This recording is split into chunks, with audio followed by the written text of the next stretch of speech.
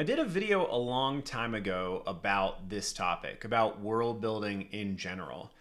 But the more I've delved into things, the more I've written my book and worked on the world building to go alongside it, the more I'm coming to the conclusion that this is simply a good and solid thing for artists to engage in. If you are an artist, one who has the desire to produce art of quality, to improve, but specifically to tell stories with your work, then I think that world building is going to be a great thing for you to engage in. Likewise, if you are a writer of any kind, whittling away at stories or D&D campaigns, backstories for things, fan fiction, video games, whatever it might be, taking the time to draw and study and put ideas down onto paper in a visual manner, that pursuit is going to be tremendously beneficial to you. At the end of the day, I am surprised by this notion. I world build after all because I love it.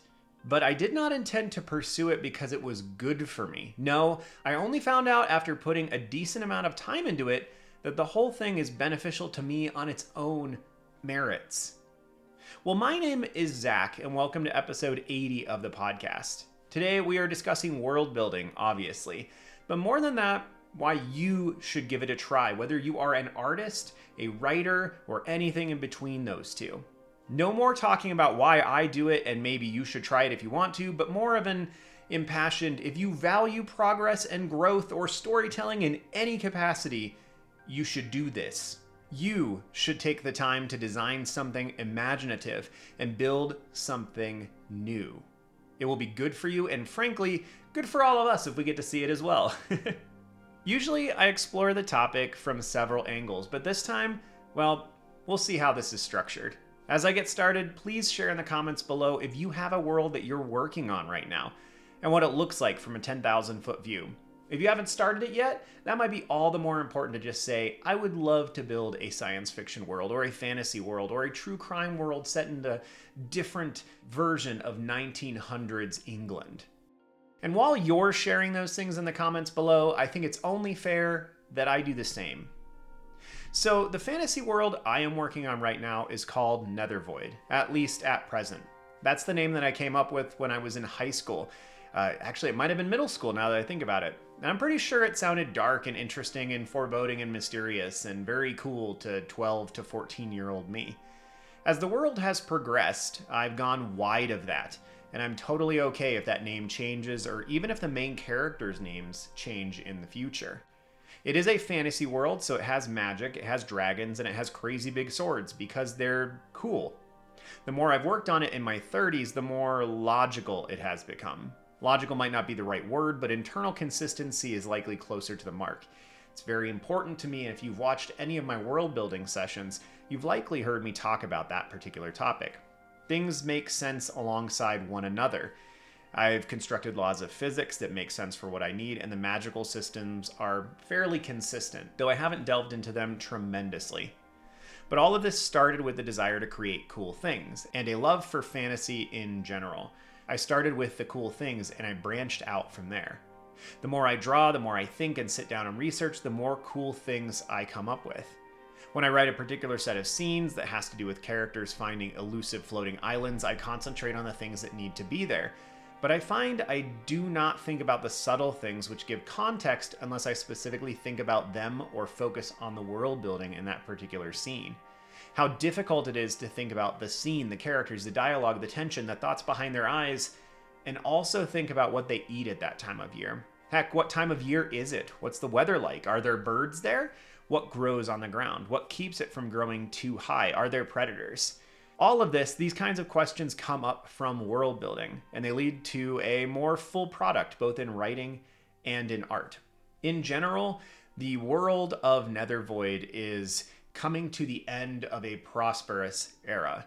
I've written a lot of the backstory, actually starting from an almost Genesis-like book called The Story of Origins, where the world and the universe are created. Time and space are brought into being, planets are crafted.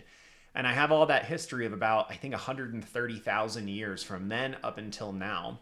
But the continent itself is on the decline as it comes to technology and magic. Basically, magic in this world is something that can be taught and can be learned, but it requires a tremendous amount of time and a tremendous amount of effort. It's not altogether different than learning a really difficult artistic skill or how to be a violin or piano virtuoso, something that the average person might be capable of, but certainly a large percentage of the populace is. What this means is there are extremely few talented/skilled wizards and mages in the world, but there are a lot of people with mediocre skills. There are people who make glass or who work with ceramics who have a mild ability to modify and manipulate fire or wind in order to make their forges function better. There are people who are able to use water manipulation to help their boats sail or move through areas that are more difficult or up streams. There are people who are able to use wind to help fuel windmills. People that live in the cold regions who are able to manipulate ice in a way that allows them to construct dwellings. These are pretty simple ways of utilizing the magical elements, but in an age-long past, there was much more that was doable. And so the average person in my novels is not necessarily manipulating those magical elements on a regular basis. Some of the main characters are, and of course, one or two of the main characters are learning about it with us, the reader, as we move through the text. But most of what's built in Nethervoid is not magical in nature. Most of it is built on the world that we have, in a similar fashion to how Lord of the Rings is constructed kind of on a history of England and the British Isles. So a lot of the creatures that are occurring are extravagantly manipulated versions of things that we have here. And that's fun. I enjoy that piece because that shoves me back into analyzing and researching our real world and building things from that. There is, of course, a dark tower, and there's dragons, and there's magical battles, and there's all kinds of cool stuff. But that just kind of gives you that snippet. And I mean, it's a very little snippet of Nethervoid. It's big, and that's just not what this podcast is about. At some point, I'm probably going to open up another channel that is specifically about Nethervoid or specifically about the stories that I write, but that is not what's happening today. But I wanted to give you that snippet just because it seems fair as you're sharing things and at least a little bit of context for why I'm doing what I'm doing and where I'm going with this.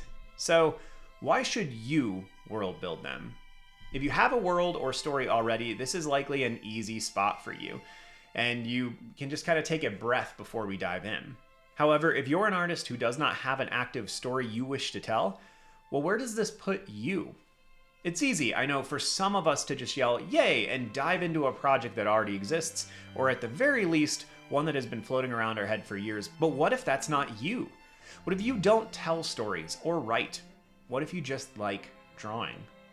In a lot of ways, I'm glad you are here and listening to this. I think for all of us, this endeavor is fun and beneficial, and even if you've never done it before, I would encourage you to give it a try. And this is how you might start. Find a story that you enjoy, and preferably find several. With a handy piece of paper by your side, start writing out some of the features you enjoy about that story, whether it's a video game, a book, comic, or a show, movie of some kind. Start wherever feels natural for you as you list things. But as you do so, try to curve your list toward visual storytelling and world-building elements. What parts of culture do you enjoy? What visuals, what elements that are foreign to our world? Do you like looking at games by From Software like Bloodborne and Dark Souls and Elden Ring? They have this foreboding darkness to them, where your character is set and pitched against a world that is inherently against them. It's dark and mysterious, and the storytelling is difficult to pull apart. Do you like things like Game of Thrones, where everything feels like it's more real to our world, but there's some magical elements? Those elements just make things feel more rich. Do you like something more akin to Lord of the Rings, where it is more archaic in the way that it's put together, but, it has these ideals of good and evil and hope that allow you to pull yourself through? Did you really enjoy Breath of the Wild or Tears of the Kingdom? Games that allow you to explore a beautiful but post-apocalyptic world. On that same train of thought, do you like games about Kirby, the beautiful little pink vacuum cleaner? Everything he deals with in the most recent game is post-apocalyptic, but it's candy-rich, and it's beautiful in its own right. Are you a fan of Dune, either the movies or the books? It's a pretty bleak future that you see in those worlds, but yet it's also got something enticing and mysterious about it. Or are you a Star Wars fan and you love that fantasy set in space? There's so much to deal with there. The Chosen One mythos, it's very Greek and Roman in the way that it's structured, and it's really lovely.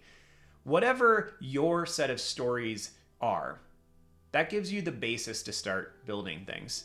From that list, I would encourage you to start small with your own building. If you are focusing on fantasy, I would start by thinking about what makes your new potential world fantastic in the first place. Is it magic? Magical creatures, perhaps? Dragons? Is only one thing different between our world and this, or is everything different? There are some really unique takes on fantasy where it's just a single thing is different. The Reign of Fire movie is basically just our world except dragons exist. And that's basically the only difference. There are probably a lot of other examples of that. If you have some that come to mind, please share them below. But sometimes that's a great place to start, is you just introduce one thing. I guess you could say Harry Potter is kind of the same, though that would be a little bit broad in the definition. You could say it's our world, except there's a hidden world of magic. But that's not a bad place to start things. It gives you a starting point, something to build on, something to pull apart and play with. And there's a lot of joy to be found in that. Sometimes it's fun just to do everything different. Like there's no horses, there's no sheep, there's no birds even. Everything is fundamentally different. It gets into almost a science fiction-y kind of way of looking at things. It's like we've discovered a new world. Do you want elves and orcs, or do you want to create these totally new things? Follow your whimsy as you come to this, especially if you're going on something that's more fantastic. I would encourage you just to do what's fun at the beginning.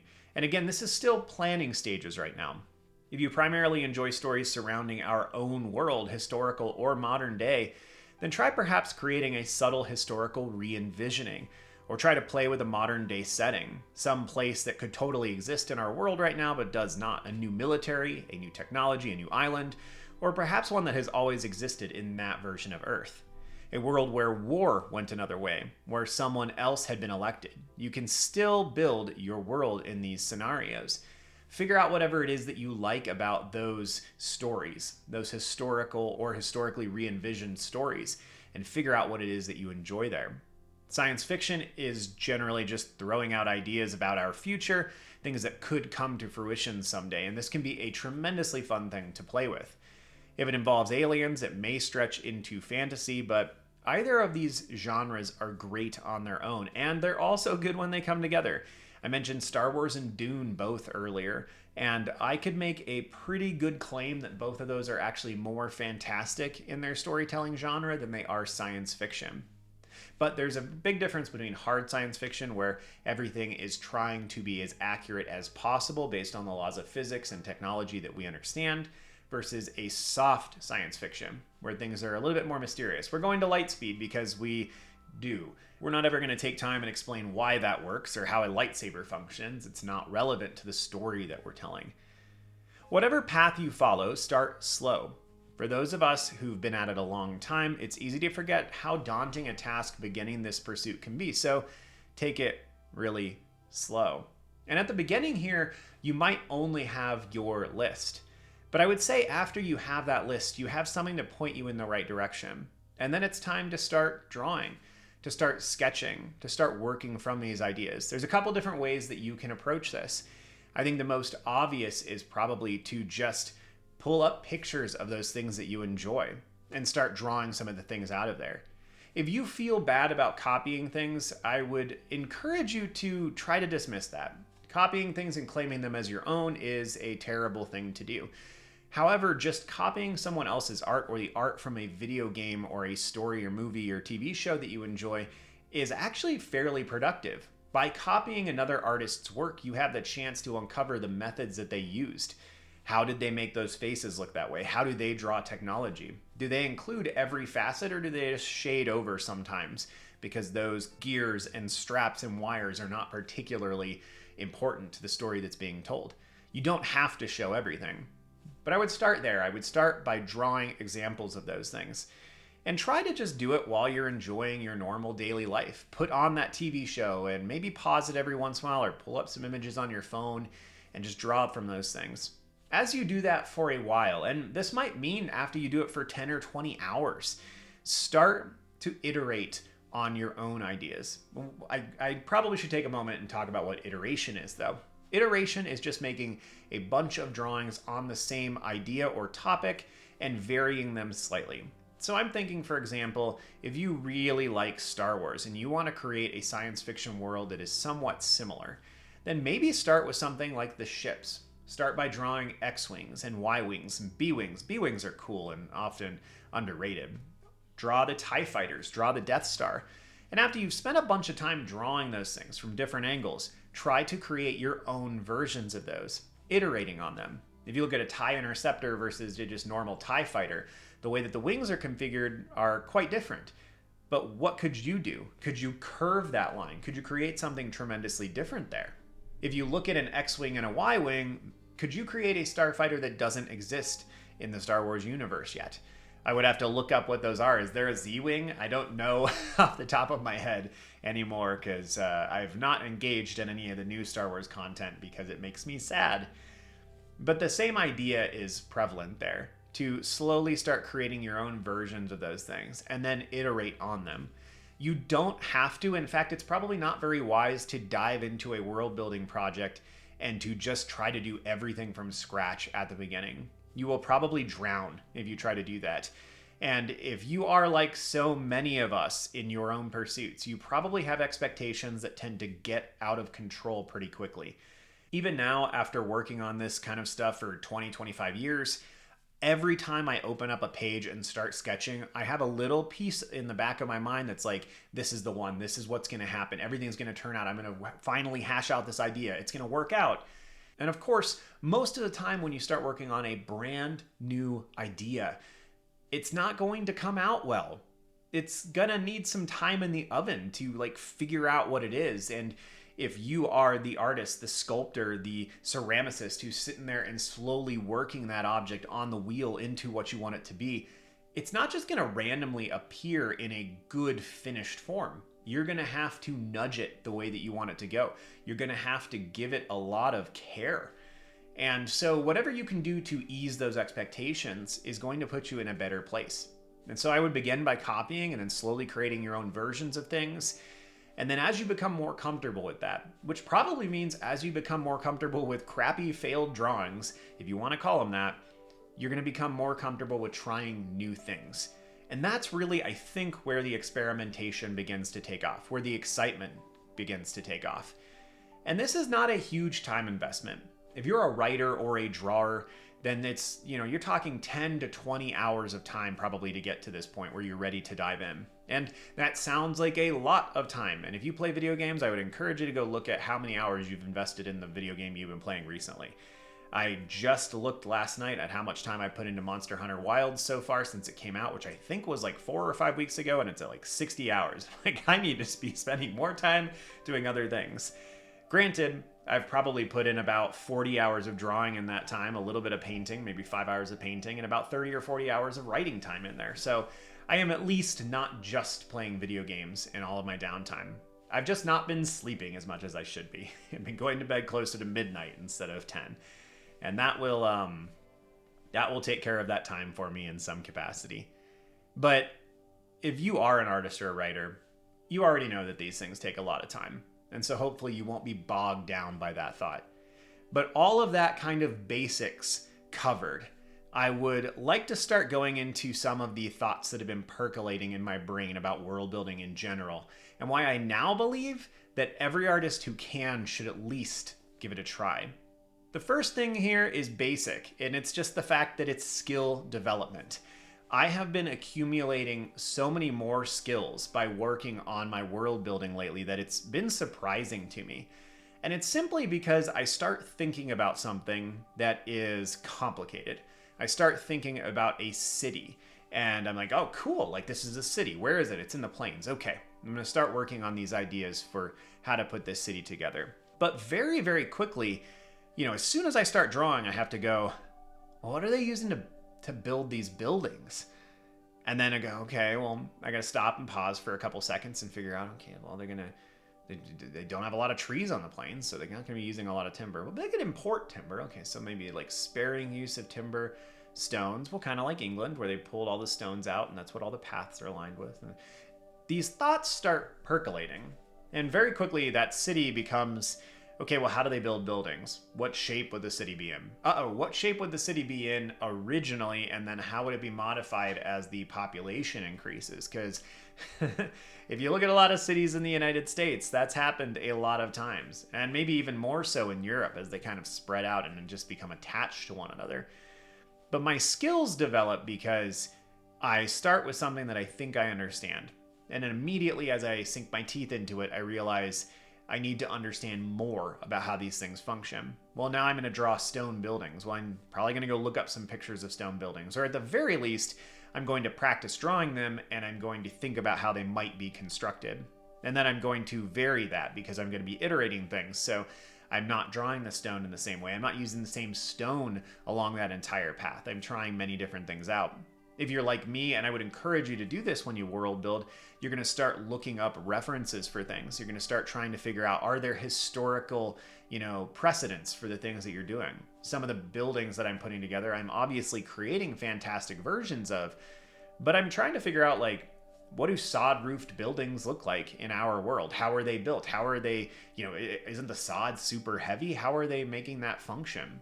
Can they make a building that's strong enough to hold all that stuff up? What environments do those things occur in?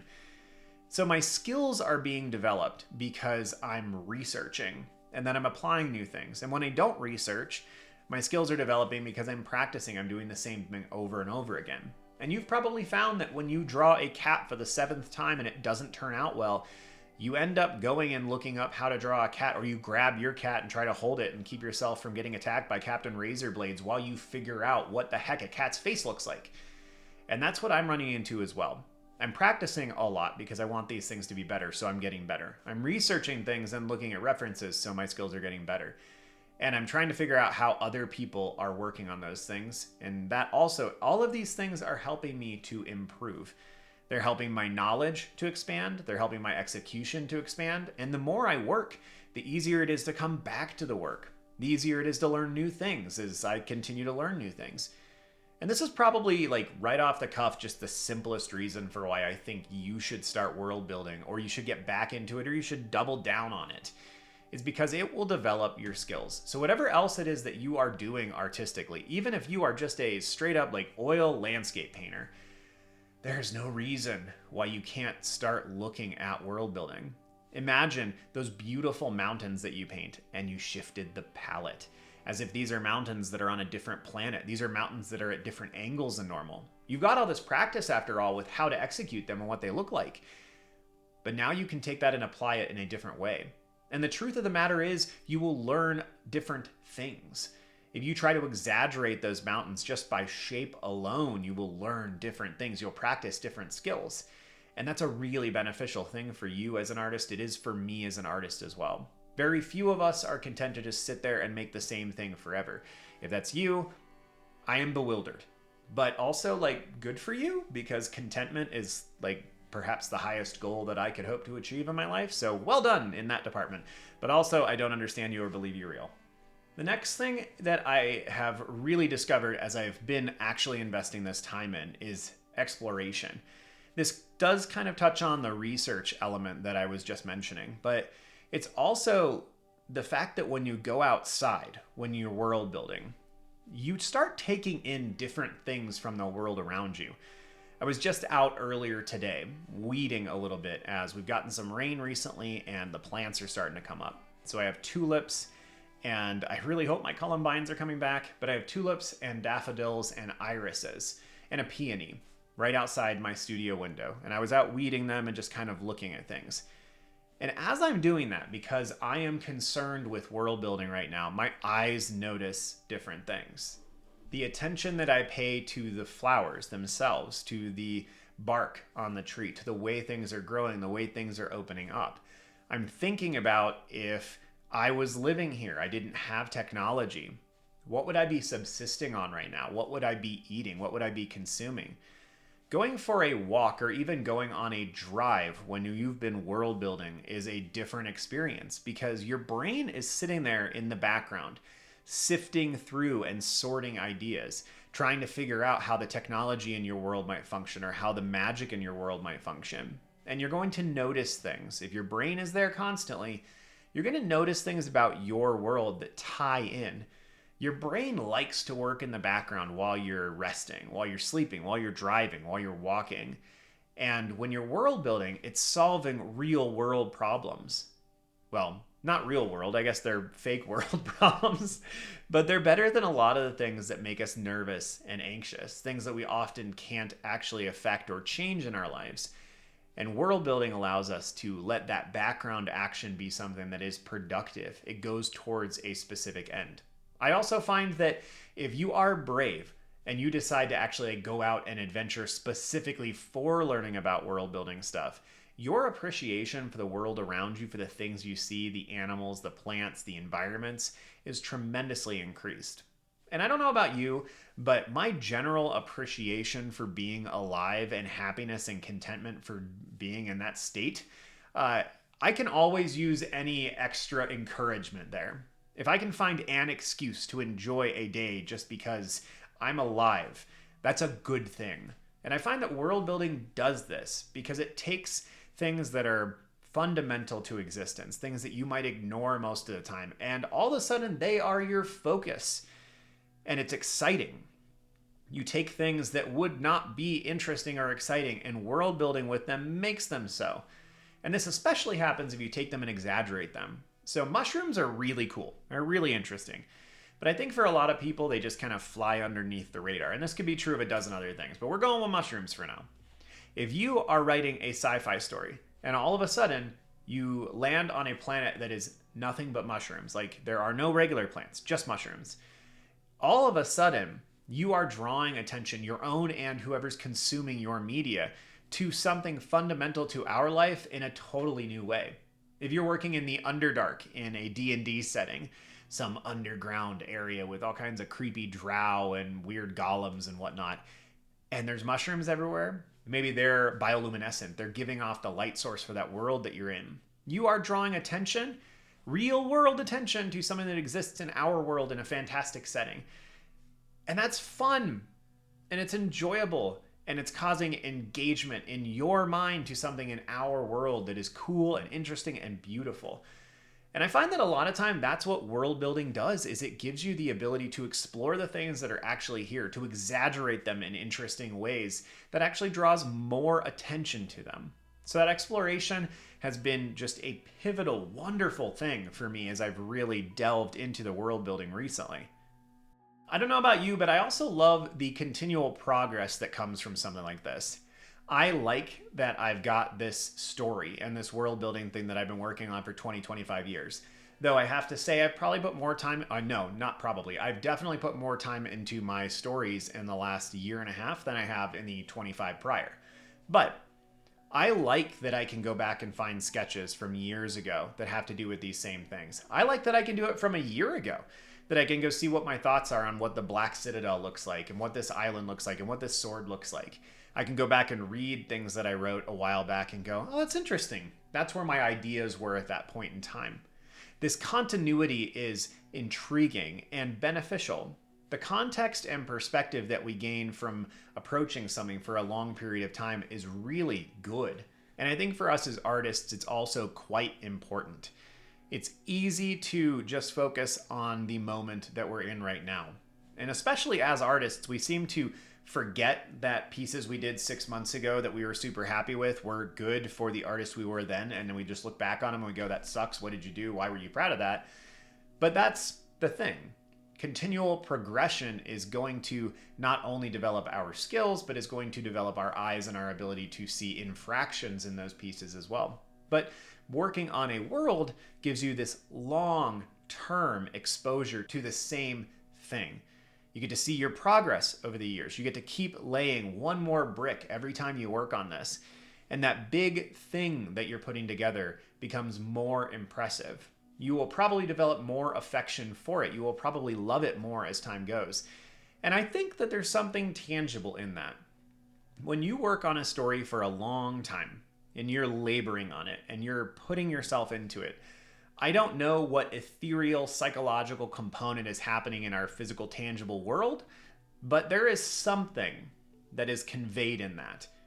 I wholeheartedly think that when we delve into a novel written by somebody who labored over it, you can pick up pieces of that. I don't know if it's simply the skill or if it is like something ephemeral that we just, scientifically don't understand yet. But when I read Tolkien's work, I get pieces of his love and affection for the world out of it.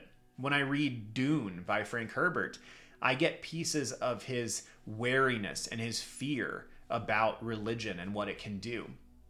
All of those kinds of things teach me something more about the world around me.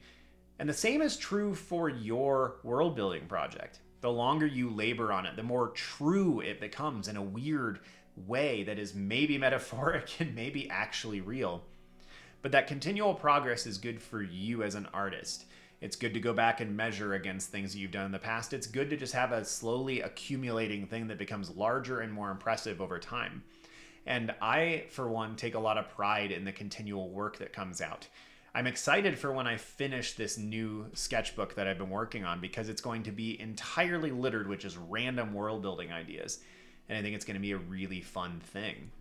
I'm looking at my script here and like the next thing, I'm like, what did I mean by this? But the idea is externalized ideas and concepts. And what I meant by this, though I had to kind of laugh as I was relooking at it, is that when you take an idea that you're struggling to process in your mind and then put it onto the page, you often have a much better chance at actually dissecting it and figuring it out. I think of this specifically when it comes to Lord of the Rings, that there was a lot of racism still occurring in rampant ways in Tolkien's world. I mean, obviously it's still occurring in ours as well, but he grew up in South Africa for a time. And in one of his letters back and forth with his son, he was talking about the fact that, like, Mom talked about this when we were little, and I'm sorry that you're having to see this, and it's wrong, and it shouldn't, people shouldn't be treated this way. The odd thing about some of these letters, though, is the fact that they were actually edited by the military at the time because the military didn't want them talking about this pre-apartheid era. And so Tolkien and his son were talking in somewhat of code so that they could get their ideas across. But it was very evident that Tolkien's son was not happy and kind of disgusted with what he was seeing. And Tolkien was basically saying, yeah, it's always been that way. And like good people are always going to come to the realization that this is not the way to treat other human beings. So when he writes Lord of the Rings, and we get this very overt racism from Legolas to Gimli and backwards, and especially when Gimli gets to Lothlorien. This is kind of done in a really crass and coarse manner in the movies, but it's done really well. And I mean, by really well, I mean it's explored more in the books. This racism between those two groups of people is an externalized way of dealing with racism in our world. And so Tolkien is putting it on the page and playing with it. And if you know much about the Silmarillion, it gets even crazier. But you have these two groups of people that are opposed to each other, tremendously opposed to each other. There's a grudge that's thousands and thousands of years old from the dwarves to the elves. And as they continue to move forward through time, we get these two pinnacles, Legolas and Gimli. And when we get to Lothlorien and the tremendous shame that Gimli has to endure, being blindfolded and led into Lothlorien, into Caras Galadon. Legolas, of course, in the books has to be blindfolded as well. They all do, because only Gimli was going to have to be, and then he was just like, I'm just going to stay here. And they're like, you can't stay here. And he's like, fine, I'm going to go home. They're like, you can't go home. He's like, oh, what the heck, guys? And then, once they get word from Galadriel and Celeborn, then, none of them have to be blindfolded. But they stay in Lothlorien for quite a while in the books. I know in the movies they kind of skip over that. And in that time, Legolas the first night kind of goes off with his own elf brethren, and everybody's like, come on, guys. Like, we just lost Gandalf. Now you're leaving us alone, and we don't speak their language. But very quickly after that, he starts taking Gimli with him. And they end up spending a tremendous amount of time in Lothlorien together. And then when we get to the giving of gifts, where everyone is given these wonderful, beautiful gifts, which is terrible in the movies and so great in the books. And then Galadriel asks Gimli what he would have, and he's like, I don't need anything.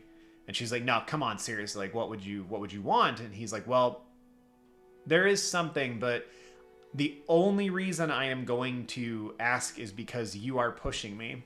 And he says, I would like, a thread of your golden hair. And like a hush falls on the crowd. And Gimli doesn't know this at the time, but the most famous of all elves, Feanor, asked Galadriel for a hair off of her head because in her hair was said to be captured some of the light of the two trees, which were the, preceding elements of light to the sun and the moon before the sun and moon were created. That's right. Galadriel's actually old enough. She got to see the creation of the sun and moon. So she refused Feanor way back in the day, which is great because Feanor was terrible. But Gimli asks this same thing. And of course, the elves know of this story. And so a hush falls on them. They think it's audacious. And Gimli, in his own right, is like, well, you pushed me. I didn't want to ask for anything. Galadriel is taken aback a little bit, but she asks him, like, what are you going to do with it if I give it to you? And he tells her, I will set it in crystal imperishable, and it will be a token of goodwill between our peoples to the end of time. Essentially, I'm paraphrasing. Or if I got it wrong, let me know in the comments. But from that, she undoes her braid and hands him 3 hairs. So not only does this strange dwarf, who is maybe the first dwarf who's been to Lothlorien in thousands of years, he gets this beautiful sign from the best elf, because Galadriel is wonderful. And he weaves that into a token of goodwill between their peoples, making up for and beginning to mend the grudge of thousands of years. And then we get this deep friendship between him and the Lady Galadriel and him and Legolas that continues to develop as the story goes on. And one thing that the movies do really well is when Éomer in Rohan stops the 3 runners, Aragorn, Legolas, and Gimli, and asks them who they are. And Gimli says, give me your name, Horsemaster, and I shall give you mine. And Éomer steps forward and said, I would cut off your head, dwarf, if it stood but a little higher from the ground. That moment where Legolas pulls out his bow and puts it at Éomer's face and basically says, you would be dead before your stroke fell. That's pretty much exactly how it happens in the books. And it's wonderful. And it's this bizarre moment. And I'm sure that those men must have been bewildered by this because, of course, the animosity between those 2 racial groups is known. And yet, we get this in-depth, long exploration of the repairing of the racism between these 2 groups. Now, is that allegory or metaphor for anything in our world? I don't think so, but it is Tolkien taking the time to explore and extricate an idea about race and how that is coming across in his world. And I know that was a long-winded exploration there, but the idea of world building in general is it gives you the ability to externalize ideas and concepts, thoughts about philosophy and the world and how things function, or how you think things should function into a world. You are, in some small sense, the god of the world that you build. I don't mean that in a blasphemous sense at all. It's just you are the designer. You get to mirror how a god might function in designing a universe by sitting there and putting all the elements together in a way that is constructing a world that tells the story you want to tell. And that's a really interesting thing. If you are coming from a religious standpoint, and this is how Tolkien thought about it, this is honestly honoring God and the way that he built all of us, and then being able to do that in a separate way. And Tolkien called it subcreation. And everything I understand seems to imply that he saw this as an homage/honoring to his God as a Catholic man. So this is an exploration. It's an ability for you as a human being to work out your thoughts and feelings on things. And it might be deep and philosophical like it was for Tolkien, but it might not be. It might just be, I really love living in the mountains. Let's play with a world where everything is mountains. I really love the ocean. I wish I could swim underwater. I wanted to be a mermaid when I was a kid. And you spend time exploring that. The nice part is you can take it either of those directions. You can go crazy philosophical with it, and you can go the exact opposite way, and you can just play with ideas that you think are interesting. And you know what? There are going to be other humans who intersect with you and who agree with that and think that it's a really interesting way to pursue things. And I think that's another really good reason to do this. The last here is it's just good for your brain, especially as you get older. It is good to be challenged. It is good to do things like crossword puzzles and Sudoku and keep reading and take in new ideas.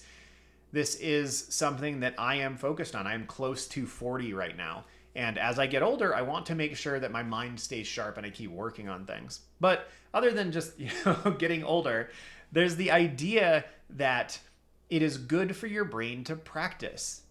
That if you are working on coming up with new ideas, building worlds, you are inevitably going to have to research things, learn things, call people that you know. I've got people in my writing group that are, I've got one in particular I'm thinking of who's an expert on historical combat. And so it's lovely to just be able to talk to him and be like, is there a precedence for this kind of warfare? How does a person with a sword and shield fight against somebody with a spear? Are there, precedents for that? Has that been done? What were the strategies? Why did that guy take elephants over mountains? Those kinds of things, those questions are naturally going to force you to continue to expand your world and your understanding of it. That is a good thing. It opens your mind up. It sharpens your mind. Telling stories, writing, working on a skill, pursuing something is going to make you a better version of you and a better, more refined human in general.